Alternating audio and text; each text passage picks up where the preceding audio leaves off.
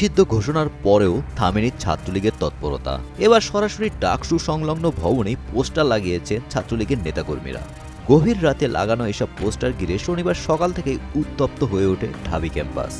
ডাকা হয় বিক্ষোভ মিছিল ও প্রক্টর অফিস ঘেরাও কর্মসূচি। তবে এই ধরনের ঘটনায় ডাকসু নেতাদের ব্যর্থতাকেই দায়ী করলেন অন্য ছাত্র সংগঠনগুলো।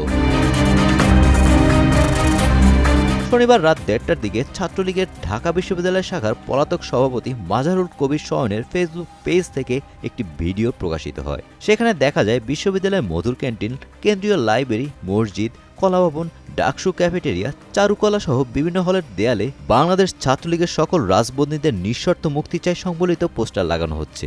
এর পরপরই রাত ৪:৩০টায় বিক্ষোভের ঘোষণা দেয় জাতীয় ছাত্রশক্তির ঢাবি শাখার সভাপতি তাহমিদ আল মোদাচ্ছির চৌধুরী। জাতীয় ছাত্রশক্তির ঢাবি শাখার সভাপতি তাহমিদ আল মোদাচ্ছির চৌধুরী বলেন, ডাকসু আসলে শিক্ষার্থীদের প্রতিনিধি হিসেবে পুরোপুরি ব্যর্থ। যেখানে তারা আসলে ক্যাম্পাসের বহিরাগত নিধন কিংবা মোরাল পুলিশিং করতে দেখা যায়, কিন্তু সেখানে আমরা এখন পর্যন্ত দেখি নাই যে ডাকসু নিষিদ্ধ ঘোষিত ছাত্রলীগের সংগঠনের নেতাকর্মীদের বাধা দিতে পেরেছে কিংবা আটকাতে পেরেছে। এই ঘটনার প্রতিবাদে এবং বিশ্ববিদ্যালয় প্রশাসনের গাফিলতির জবাব চেয়ে শনিবার দুপুরে প্রক্টর অফিস ঘেরাও কর্মসূচির ডাক দিয়েছে ঢাকা বিশ্ববিদ্যালয় কেন্দ্রীয় ছাত্র সংসদ বা ডাকসু।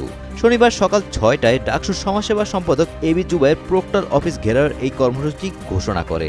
তিনি বলেন, দুপুর ১টায় বিশ্ববিদ্যালয়ের প্রক্টর অফিসের সামনে এই অবস্থান ও ঘেরাও কর্মসূচি শুরু হবে। সব মিলিয়ে বেশ কয়েকটি ক্যাম্পাসে নিষিদ্ধ ছাত্রলীগের উপস্থিতি দেখা যায়। Golam Rabbani, Times today.